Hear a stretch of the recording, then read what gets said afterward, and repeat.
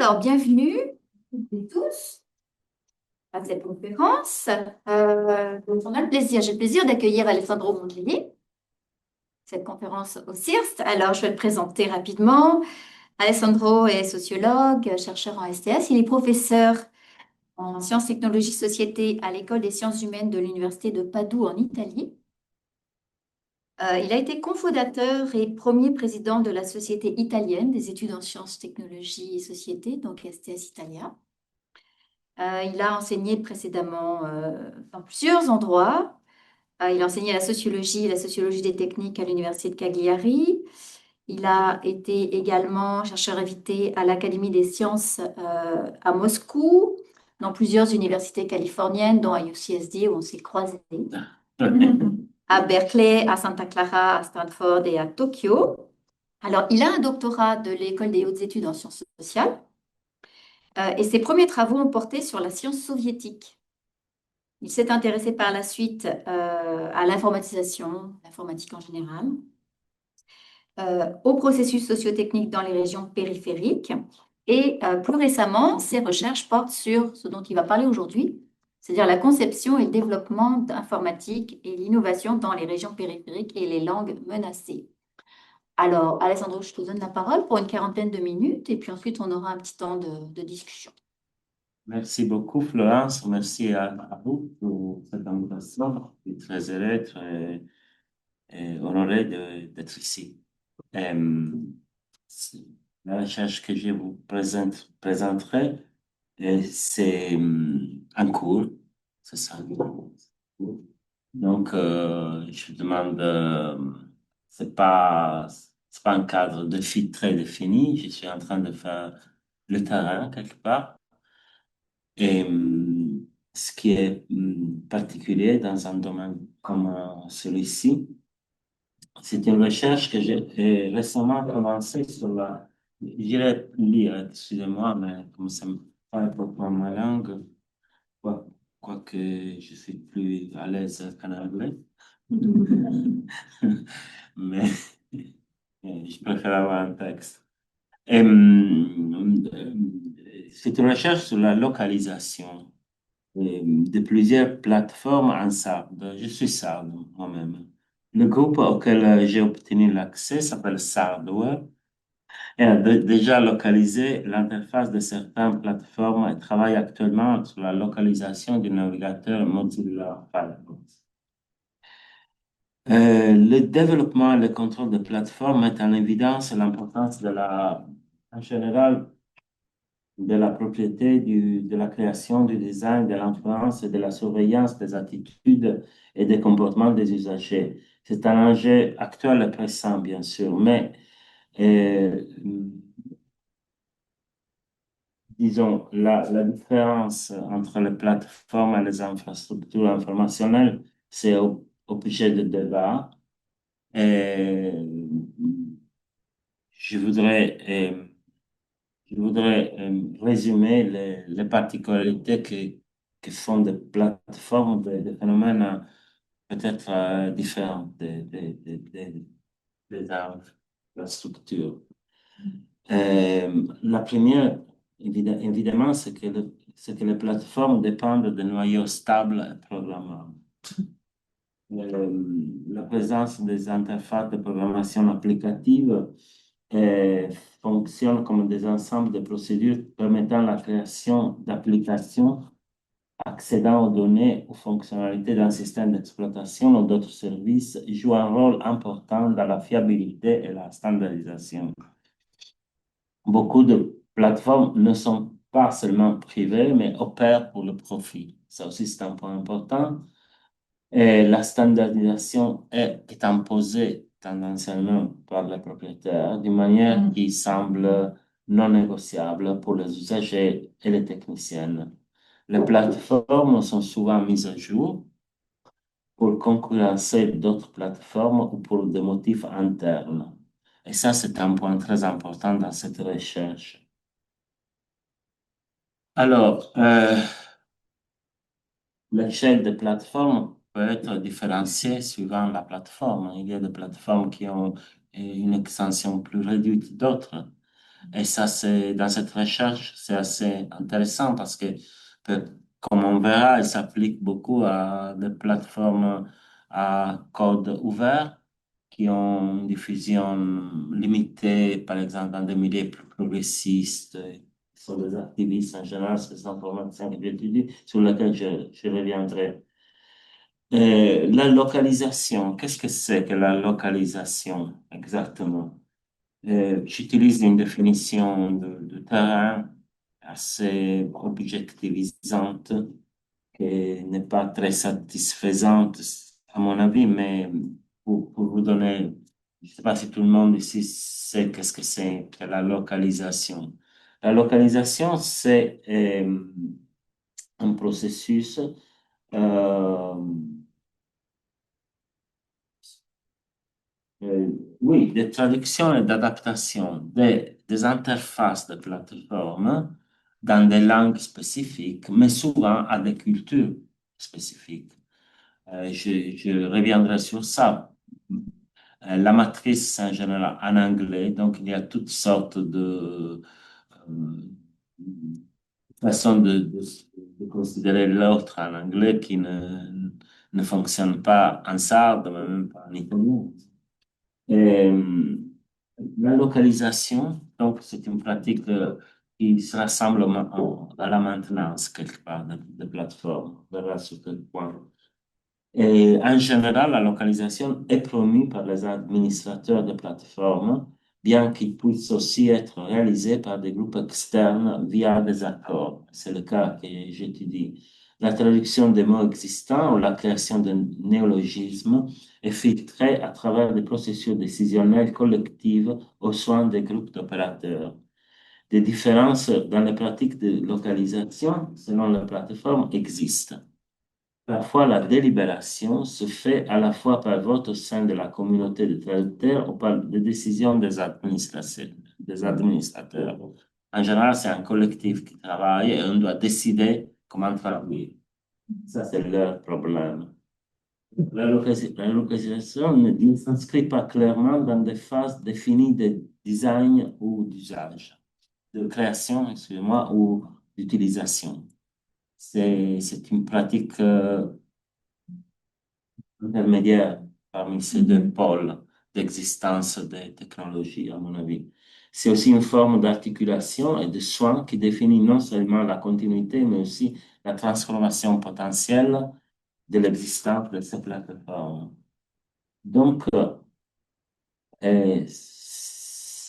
ces champs de recherche reflètent aussi les préoccupations issues des Maintenance and Repair Studies, quelque part, qui mettent en lumière les interventions souvent invisibles des techniciennes et des power users, parce que si adapter des dispositifs, des infrastructures et des plateformes à de nouveaux usages ou contingences problèmes qui surgissent, gérer des pannes, atténuer les exclusions et les limitations et ouvrir de nouvelles possibilités.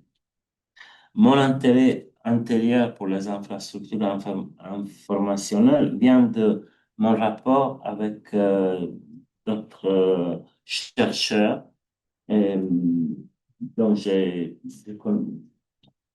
été beaucoup influencé par leur travail, disons, et de mon engagement théorique envers l'idée que les technologies existent à différentes échelles, locales dans leur usage, mais circulant à travers de multiples temps, espaces et contingences.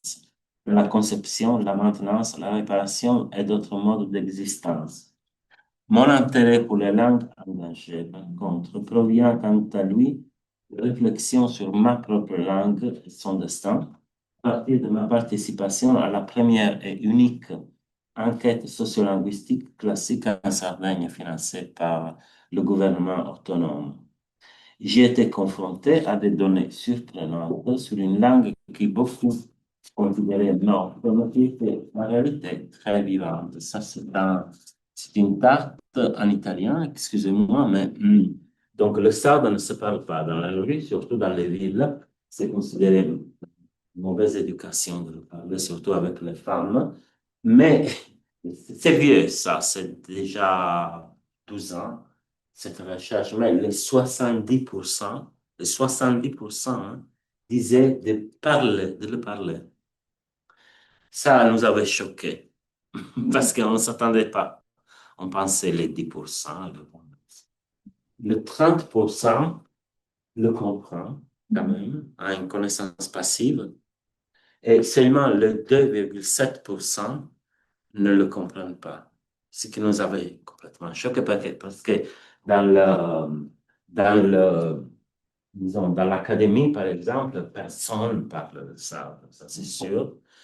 Et d'ailleurs, l'enquête sociolinguistique classique, non? Donc, qui parle avec qui, il y avait un bias de genre impressionnant. Et tout le monde était favorable au bilinguisme, ce qui nous avait frappé parce que les élites en Sardaigne sont contraires. Donc, l'image qu'on a, c'était ça. Et donc, ça m'avait beaucoup frappé. Moi-même, j'avais recommencé à parler en sarde. On avait même, je le parle bien là. Hein. Quand j'étais aux écoles élémentaires, disons, j'étais le seul avec un copain de classe à parler italien. Et là, je suis parmi les peu de gens dans mon cercle qui parlent assez bien de ça. Donc, c'est toute une histoire. Ma mère, c'était très fâchée. Je veux dire. C'est vrai. Je crois qu'elle, bien sûr, le parlait. Alors, ensuite, moi, j'ai fait euh, ça, c'est la première chose que je fais dans Sable. Moi-même, je peux écrire avec des copains. On a fait une sorte on l'a appelé conférence ouverte, et c'était en effet une sorte de série parallèle de focus group. On a enregistré, et on a convoqué, si vous voulez, la minorité active parce que j'étais pas très convaincu de cette enquête sociolinguistique classique. Je voulais comprendre qui c'étaient les activistes aussi. Et c'est, je pense, le seul livre de sciences sociales écrit en sarde. Hein, je suis très fier de ça. Et ça veut dire la double, comment on dit ferita en français? Blessure. La double blessure, voilà. OK. Et c'était intéressant parce que beaucoup de choses sont surgies. D'ailleurs, le conseil législatif, disons, de la région a fait une nouvelle langue sur la langue sarde dans le 2018 en reprenant beaucoup de matériel qu'on avait là-bas. Et donc, en général, on fait de la recherche pour rien. Et là, on a vu des résultats. Et la loi n'a jamais été appliquée, bien sûr, mais ça, c'est une autre question un peu italienne sur et c'est là que j'ai connu ces activistes. Alors, il y a des compétences informatiques ou provenant d'une formation sur la traduction. C'est un collectif qui est né vers 2016 comme un groupe informel d'activistes, parmi lesquels des informaticiens et des spécialistes dans une discipline qui existe seulement en Catalogne. Je pense avec ce nom, ça s'appelle Tradumatica. Il appelle comme ça, ils ont une revue qui... La figure centrale est un informaticien catalan, aujourd'hui professeur en Catalogne, activiste et parlant de SAD, qui a eu une parenthèse à l'Université de l'État de la Californie à Los Angeles. Il a travaillé avec Google aussi. Aujourd'hui, professeur en Catalogne, dont le rôle a été crucial pour transférer les compétences depuis des contextes plus avancés comme le catalan. Mais ils ne furent pas les premiers à travailler sur la localisation d'interfaces de plateformes. L'histoire commence avec Facebook. En 2014, Facebook publie un Translator App Guide invitant les traducteurs bénévoles à travailler pour Facebook pour traduire dans de nombreuses langues. En décembre 2014, un groupe de Sardes, conscient de l'expérience en Corse, avec ce programme d'ouverture de Facebook pour les langues minorisées, la Corse est, disons, la terre la plus proche de la Sardaigne, c'est que 12 kilomètres. Quoique linguistiquement, aussi, c'est très différent du sarde, c'est plus proche de l'italien, le corse, mais il y a quand même des changes, quoique l'État français s'est opposé pendant des décennies à l'établissement d'une liaison par ferry. C'est ce qu'il est, ça, c'est 12 kilomètres, hein. Et même après la naissance de l'Union européenne. De toute façon, ils ont commencé, ils ont rassemblé 20 000 signatures qui sont présentées à Facebook. Facebook accepte. Et la première expérience commence. Et, et ça marche comme ça chez Facebook. Ils constituaient une translator community for, in this case, Sardinian. Et, 800 traducteurs ont travaillé là-dessus. La première interface SAD de Facebook est mise en ligne en 2016, lorsque plus de 50% avaient été traduits et validés. Et ça existe jusque-là. Le système de traduction de Facebook est assez différent de ce que je suis actuellement dans mon terrain. Ce fut néanmoins la première et la plus réussie des phases. Les discussions entre traducteurs furent intenses, car le sarde ne possède pas de forme écrite standardisée. En fait, il a ça, mais c'est et présente une certaine diversité dialectale, plutôt phonologique et dialectale, à mon avis, et à l'avis de beaucoup de gens. Par exemple, il y a eu un long débat sur le nom de moi. Pour de nombreux participants, c'était au sens large. Ça a été comme une école. Donc, ça a créé un changement. De toute façon, quel que soit le processus de décision, les étapes sont les suivantes. J'ai repris ça, c'est mauvais la qualité, je m'excuse, c'est écrit en sarde en plus, mais et c'est plus détaillé. En, en- en bref, il y a un traducteur qui appartient à un projet qui propose la traduction d'un mot ou d'une phrase. Après, il y a une discussion qui s'avère différente dans les différentes plateformes et des règles qui amènent à la décision finale qui ne sont pas toujours les mêmes. Ça peut être, par exemple, dans Facebook, c'était un vote. Dans Telegram, c'était pas un vote. C'était un truc, une fois traduite par les activistes experts, l'entreprise peut mettre à jour l'interface. C'est un passage sur lequel je reviendrai car il est assez important. Après Facebook, quatre autres projets importants ont vu le jour. La localisation d'Ubuntu, celle de Mozilla Firefox, centrale dans ma recherche, Wikipédia, qui n'est pas simplement, comme je pensais à l'origine, la version en sarde de Wikipédia qui existe dans beaucoup de langues, mais Wikipédia a élaboré beaucoup d'instruments importants, par exemple de dépôt de décision et de vocabulaire. Je reviendrai sur ça plus tard.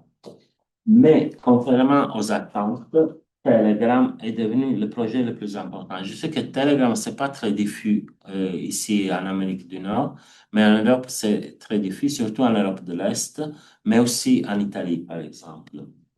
Et est devenu le projet le plus important car il est gratuit, il est largement utilisé, il est multiplateforme et facilement modifiable par les opérateurs, notamment par l'insertion ou l'extraction de paquets linguistiques entiers. Donc, c'est un système pour être très, très, très intéressant. La localisation complète de Telegram a pris 9 mois pour ces activistes et représente l'accomplissement le plus significatif de ce collectif de hardware. Ceci pose le problème de la maintenance des interfaces qui devient ainsi un enjeu important pour les pratiques. Euh,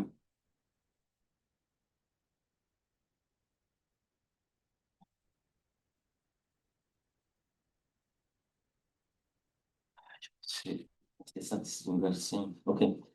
Dans Telegram, comme ailleurs, les localisateurs font face à des enjeux majeurs. la différence entre logiciel libre et propriétaire et la traduction et la performance de la langue dans ce nouveau mode, disons, d'existence. Euh,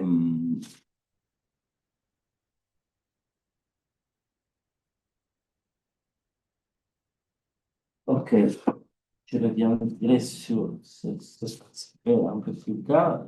Je vais vous parler là d'un fait très important, c'est-à-dire le choix, la préférence que Sartre a eue pour les messageries, les navigateurs et les services fondés sur le logiciel libre. Beaucoup d'entre eux sont des activistes, donc ils proviennent de milieux indépendantistes ou radicaux. Ils n'hésitent pas à décrire certaines plateformes comme des technologies hégémoniques. La Sardaigne, c'est la terre d'Antonio Gramsci, donc ce concept est beaucoup populaire, quoique, à mon avis, Gramsci ne l'aurait pas utilisé dans ce sens, parce qu'il l'utilise pour toute chose qui est dominante devient hégémonique, mais bon. Mais à mon avis, un autre facteur important, déterminant, c'est la possibilité d'intervenir au niveau de code source. Par exemple, ils ont travaillé sur Google et Google les a financés au tout début, ils leur a donné un grant, mais Google n'autorise pas la traduction de ces applications. Pourtant, ils ont réussi à les localiser partiellement avec un long travail. Mais ce problème n'existe pas avec les plateformes qui permettent l'accès au code source. Et, comme Telegram, mais aussi Mozilla Firefox. Le code ouvert permet non seulement la modification, mais aussi le stockage et la réutilisation de traductions et de libérations déjà assumées. Pour les participants, c'est une ressource très importante. C'est pour cette raison que Sartre a abandonné le projet Facebook, malgré son importance formatrice. Les localisateurs recherchent, comme ils disent, c'est une expression à eux, des technologies qui nous permettent d'avoir un impact majeur avec un effort minimal. C'est un travail de bénévole aussi, ça c'est très important.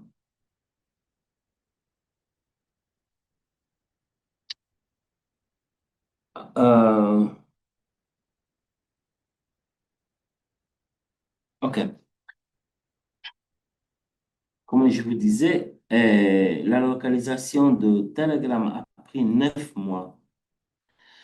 Euh, Ceci pose des problèmes ensuite à la relâche, en français, quand on a relâché Le lancement. le lancement.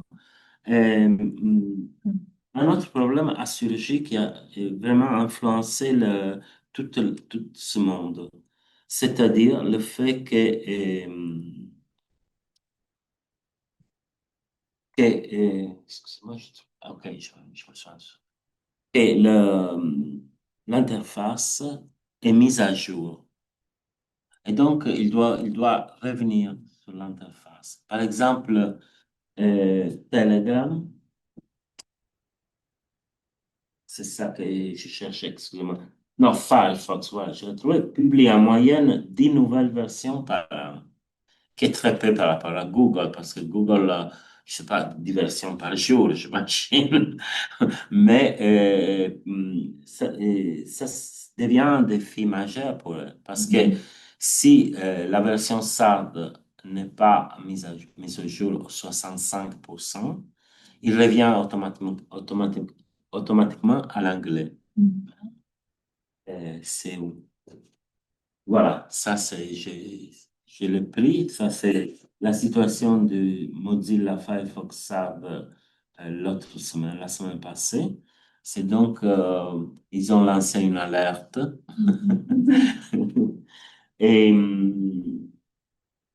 quand une nouvelle commande apparaît dans Mozilla Firefox, par exemple, tous les membres de la communauté des traducteurs reçoivent une notification leur indiquant que cette commande doit être traduite avant une certaine date. Sinon, elle apparaîtra en anglais.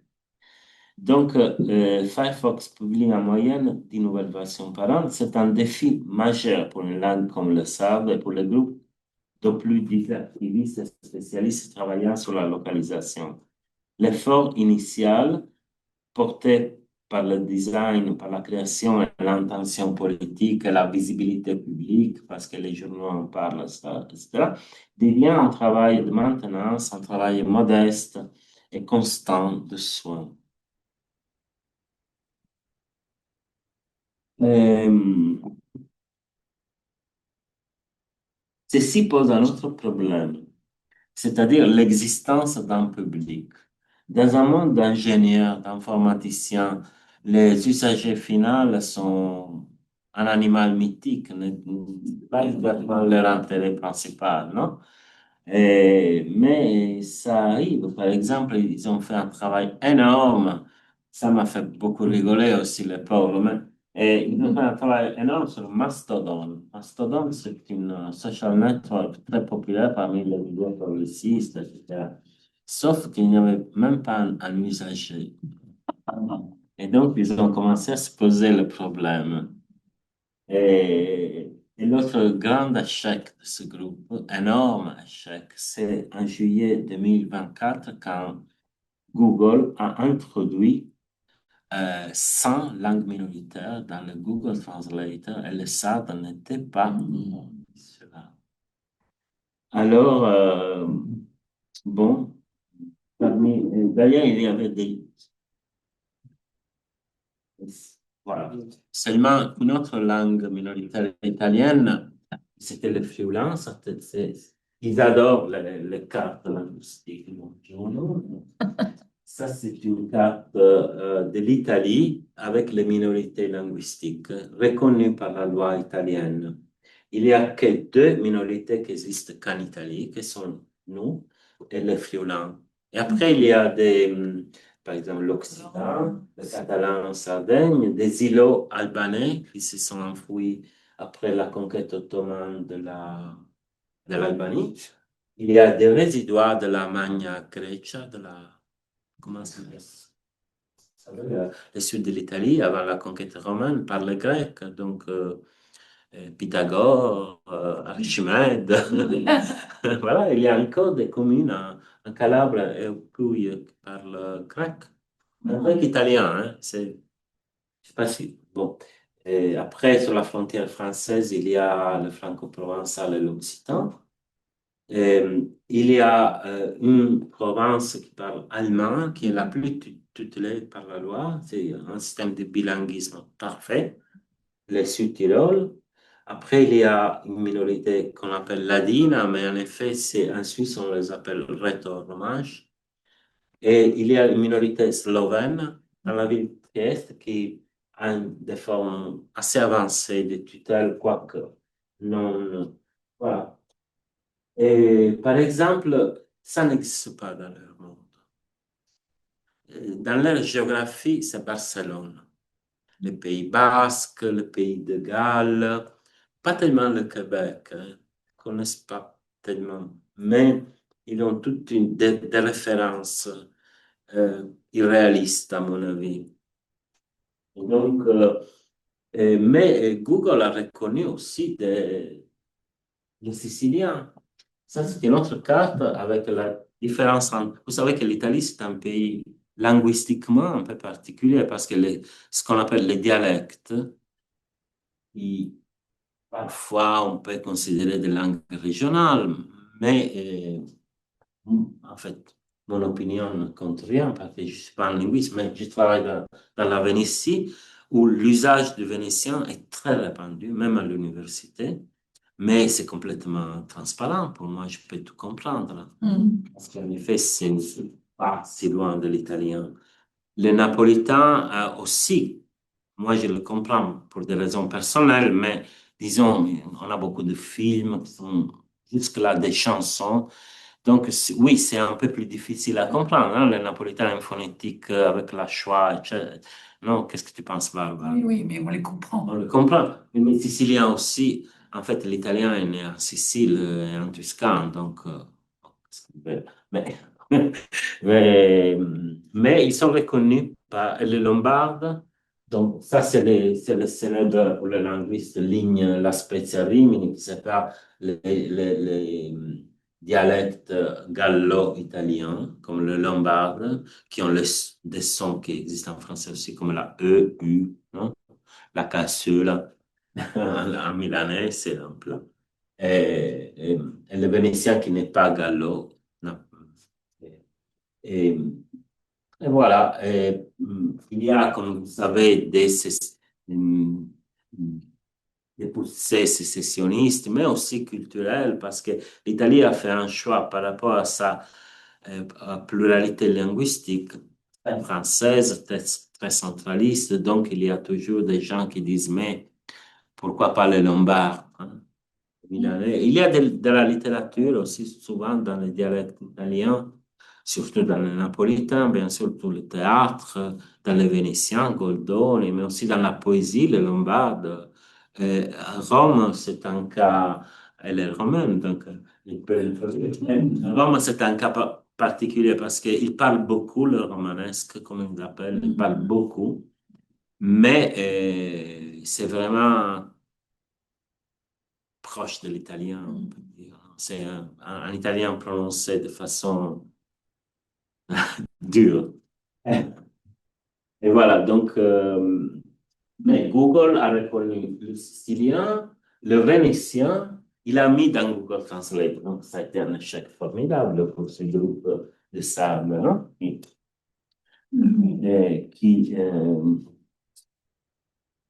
s'occupait de langue. Je vous ai parlé jusque-là, pas beaucoup de langues. Euh, Ces outils de traduction traduisent aussi la langue. Ils la traitent, ils la mobilisent, ils la transforment quelque part en la bougeant dans ce monde d'informatique. On verra ça aussi. Et ils n'ont pas beaucoup d'intérêt pour l'articulation et l'usage. Comme je dis, la langue sarde, pour eux, c'est un matériau qu'ils doivent mobiliser à travers certains processus d'adaptation. C'est pourquoi jusqu'ici, je n'ai pas beaucoup parlé de langue sarde elle-même. Je vais montrer comment les localisateurs comprennent cette langue. Il me semble plus important. La langue sarde, je peux après, si vous voulez, dans les questions, si vous avez des curiosités, je suis assez expert désormais, je peux vous expliquer qu'est-ce que c'est que cette langue, si vous avez des intérêts linguistiques aussi. Et, euh, la technologie en général repose sur la standardisation, et, tandis que les langues peuvent être ou ne pas être standardisées. Jusqu'à présent, je n'ai pas introduit les caractéristiques linguistiques, socioculturelles ou juridiques du SAD de façon faussement objectivante parce que je crois que ces caractéristiques ne sont pas celles qui sont mises en acte dans ce processus. Euh, les localisateurs que j'ai dit là, ils se réfèrent aux formes existantes de standardisation linguistique et en général à une représentation de la situation de la langue figée, qui sont les suivantes. Alors, c'est très récent, la reconnaissance. Pas la linguistique a reconnu le sarde comme langue à la fin du 19e siècle. Il y a eu un grand travail de la linguistique historique allemande dans les années 30, un grand linguiste allemand qui s'appelait Max Leopold Wagner. Mais avant aussi, il y avait la langue sarde a toujours été écrite depuis. C'était l'une des premières langues à être écrite dans le 11e siècle et utilisée comme langue de chancellerie jusqu'à la perte de l'indépendance au XVe siècle. Donc, la Sardaigne a une histoire byzantine, si vous voulez. Donc, les premiers documents, qui d'ailleurs sont à Marseille, sont écrits avec l'alphabet grec.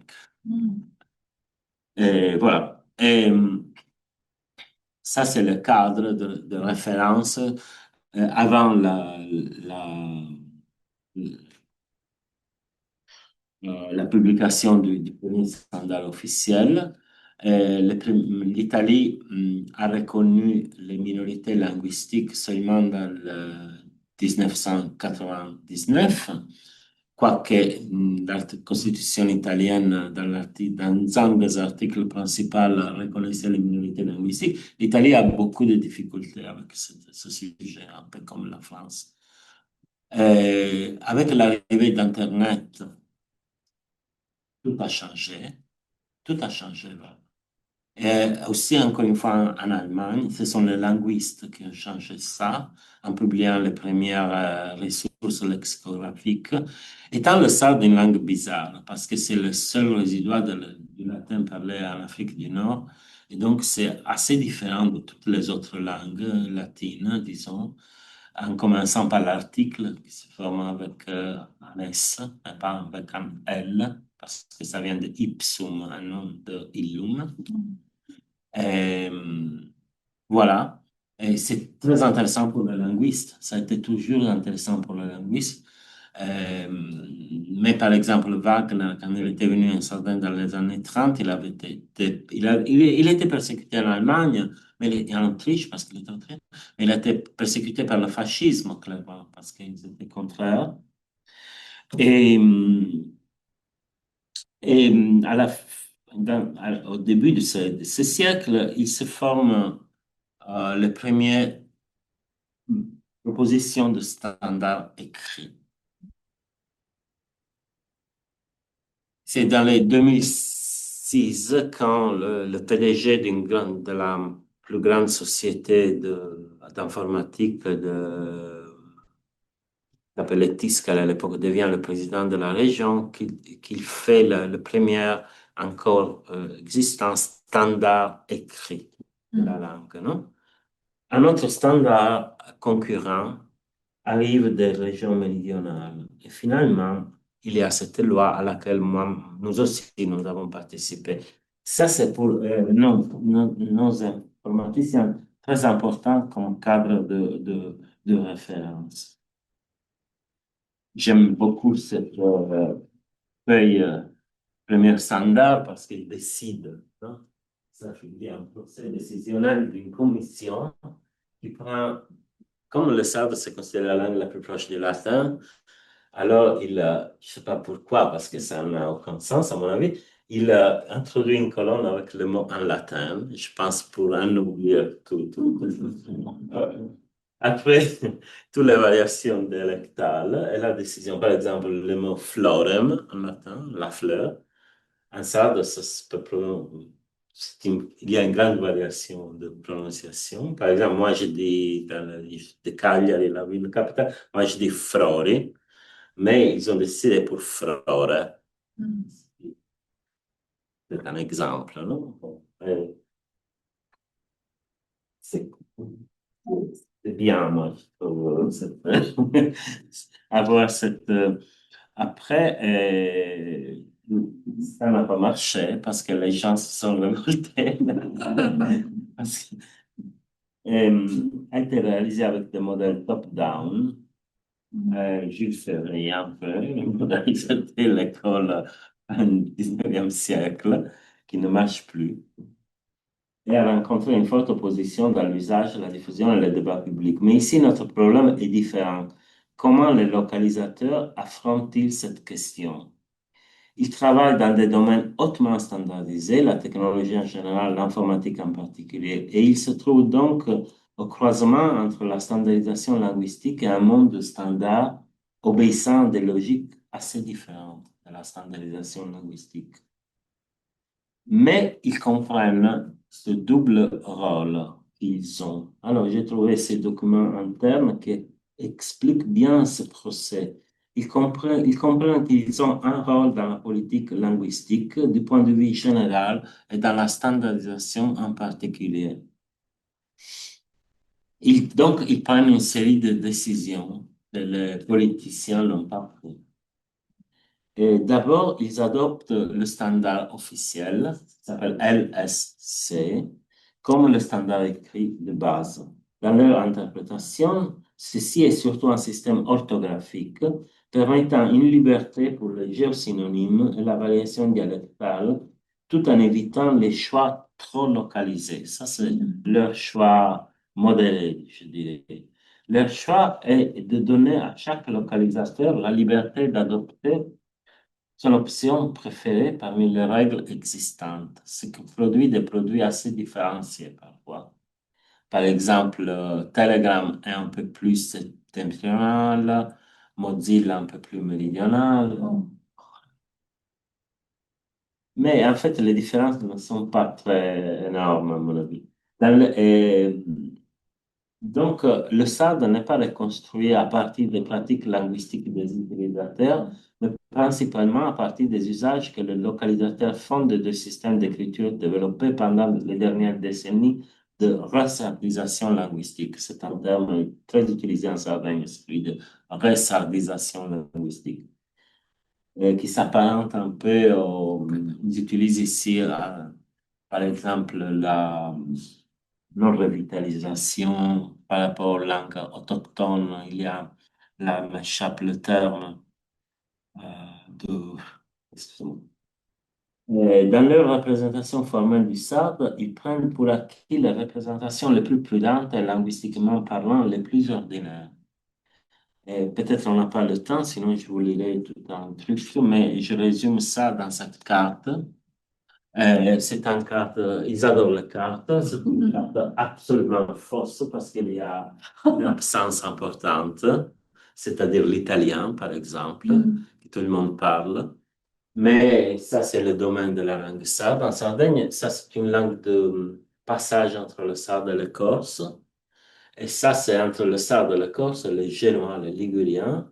Ça, c'est la ville qui est passée au catalan pendant la conquête espagnole et a gardé le catalan, bien évidemment une forme de catalan particulière. Et ça, c'est une autre communauté qui parle le ligurien. C'était des esclaves en Tunisie, des jeunes qui ont été libérés par le roi de Sardaigne qui leur a donné cette île. Et jusque-là, ils parlent beaucoup. Ils sont très attachés à leur langue, à leur cuisine extraordinaire, tunisienne, italo-sarde. Très intéressant. Et, et ça, ils présentent le sarde comme une langue unitaire. Donc, ils partent toujours de ce type de représentation très acritique, je voulais dire. Il reflète un peu celle des sciences du langage qui dominent les universités locales, finalement. Mais aussi, c'est un usage instrumental d'éléments provenant de la linguistique. Et le fait de le prendre pour acquis dans une première phase est typique de l'innovation, le changement sociotechnique. Et ici, il a été aussi influencé par des mythes nationalistes. Mais ces éléments sont soumis à une torsion quand même, qui dérive de leur utilisation à l'intérieur du monde informatique.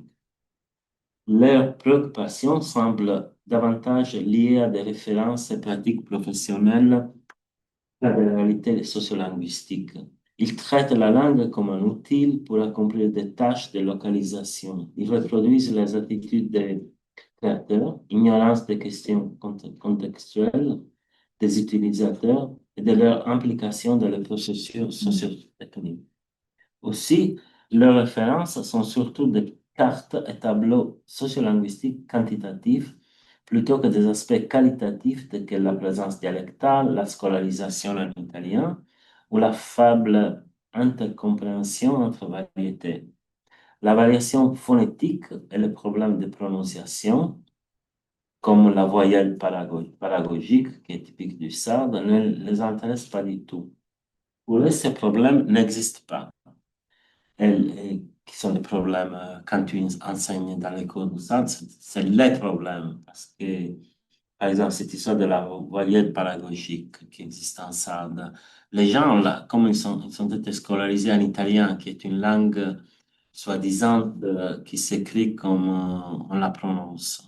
Ils ont la tendance à écrire aussi le sarde comme on le prononce, ce qui est impossible en réalité, parce que c'est une langue différente à des autres.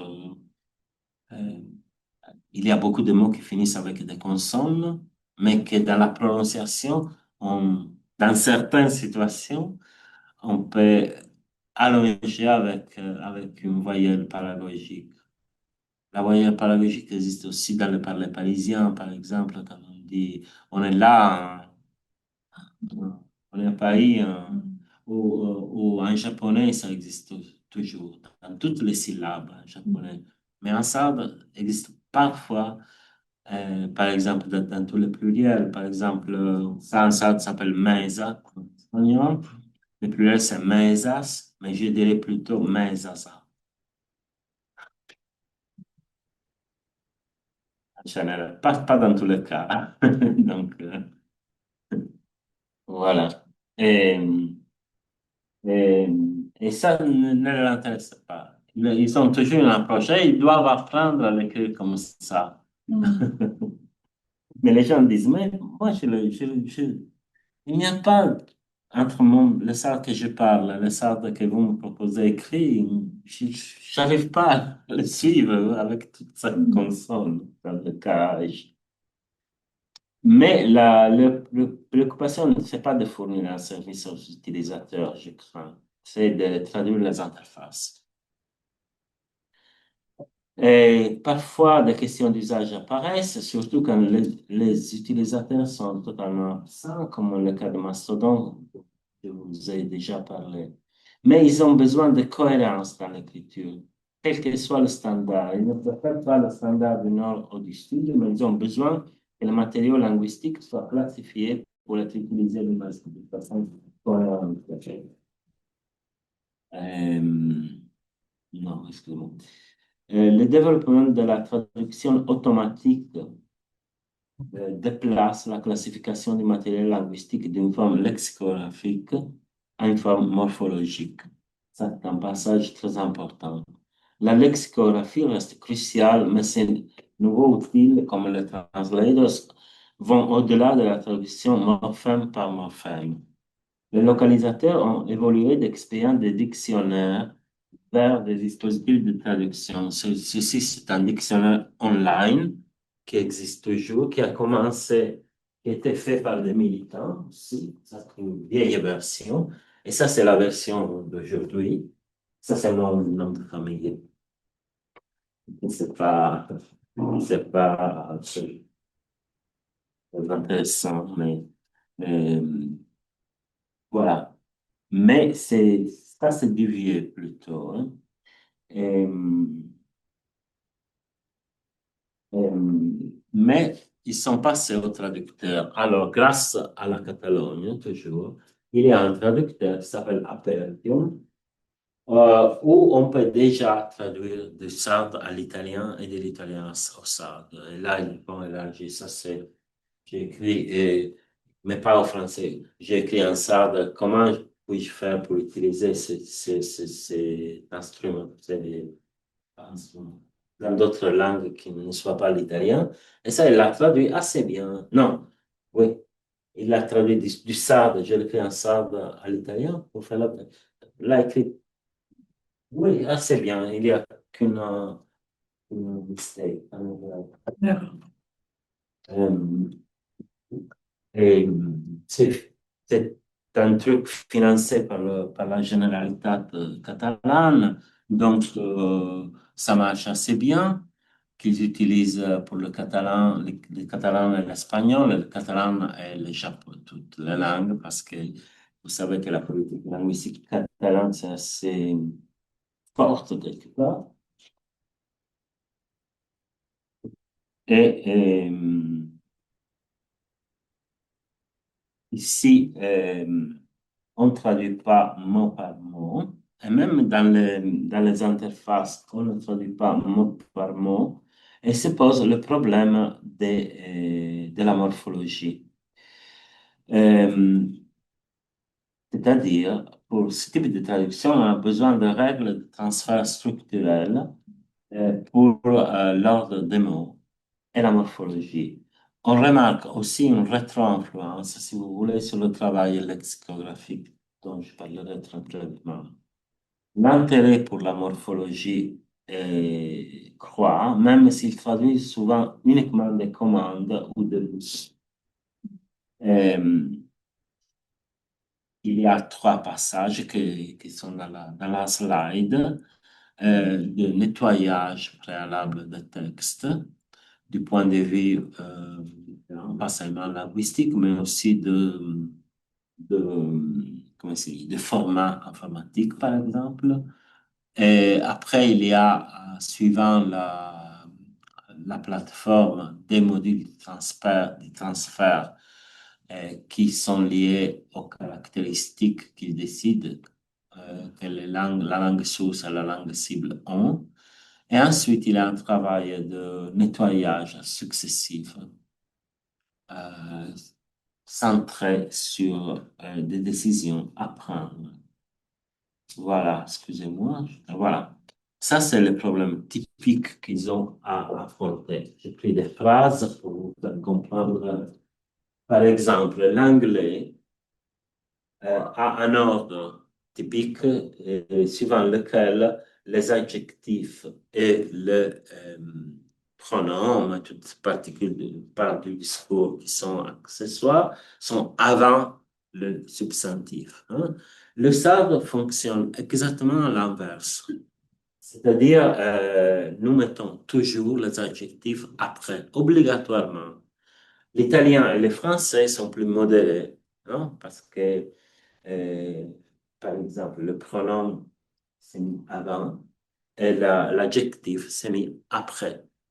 Un autre problème morphologique pour vous faire comprendre. Peut-être vous savez mieux que moi tout ça, mais je, je m'excuse. Mais et ça, par exemple, les formes verbales aussi sont souvent périphrastiques. Par exemple, en sarde et en anglais aussi.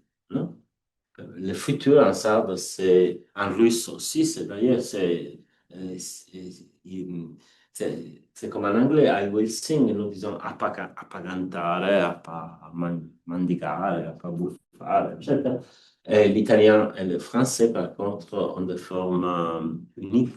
Je chanterai ou canterò en italien. Et le conditionnel aussi. Tandis que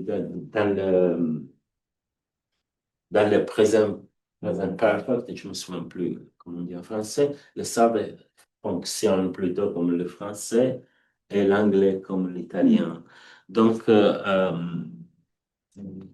quand tu fais un dictionnaire, tu n'as pas de problème de ce genre parce que tu prends le mot et c'est tout. Mais quand euh, tu dois introduire dans les dispositifs de traduction des règles faites ce cas. Hein.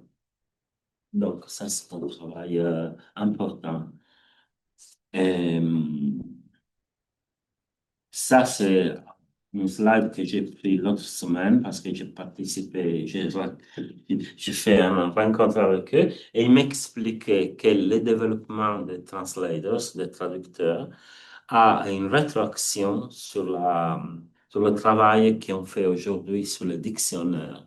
Ils soutiennent que la production des dictionnaires aujourd'hui est beaucoup plus facile grâce à ces bases qu'on a à disposition, donc grâce aussi au travail sur les morphologies linguistiques. Et, voilà, un autre aspect très important, c'est l'anglais.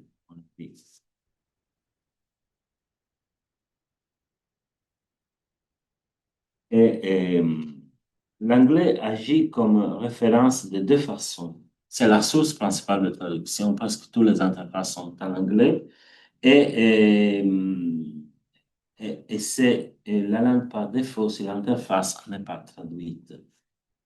Mais aussi, il y a le problème des néologismes et des adaptations des mots anglais. Et ici, le catalan, dans ce monde, a un rôle important parce que en Catalogne, il y a une politique linguistique à la française et à la espagnole, c'est-à-dire euh, il y a cette tendance à traduire tout, tandis qu'en italien, nous n'avons pas, par exemple. Nous utilisons beaucoup de mots en anglais, comme computer, software, etc. Et les utilisateurs ont cette habitude d'ailleurs, mais par contre, ils ont la tendance à reprendre dans la formation de néologisme, l'attitude catalane. Sandro, je t'inviterai à conclure. Ok, j'ai conclu. Ok, j'ai conclu avec une notation sociologique sur le processus, excusez-moi. C'est-à-dire, qu'est-ce qui change à ce processus? Tout d'abord, il y a un apprentissage linguistique. Tout le monde se met à parler ensemble, ça c'est évident. Mais aussi un apprentissage linguistique. Tout le monde se met à parler de morphèmes, de lexique, etc., etc. Et un apprentissage informatique. Beaucoup d'activistes qui viennent, par exemple, des études littéraires, ont fait un master et là aussi un PhD en Catalogne, bien évidemment, c'est en tradumatica ou en traduction par ordinateur. Et donc, il y a aussi des parcours de vie croisés qui sont assez intéressants. L'association Sadwell, qui était un groupe, je vous ai parlé très peu en fait, je ne comprends pas pourquoi, qui était un groupe informel, s'est constitué comme association formalisée. Elle a une présidente qui est justement une traductrice qui est en train de faire un PhD en tradumatica. Et c'est un parcours que nous connaissons dans l'étude de l'activisme lié à la technoscience, non? Ce croisement de cet échange, etc. Et voilà, ça c'est ma recherche actuelle. Je m'amuse beaucoup, je dois dire. Ils sont très sympathiques, et très jeunes, non? Très intéressant. Et moi aussi, j'ai commencé à parler. Je parle assez bien. Tous les réunions sont en salle. Ça, c'est un problème. Parce qu'on a déjà désormais l'habitude de. Je ne sais pas ici, mais moi, quand je fais des entretiens en italien, j'ai des supports importants pour le transcrire en salle. Donc, là, là, voilà, merci beaucoup de votre attention. Merci.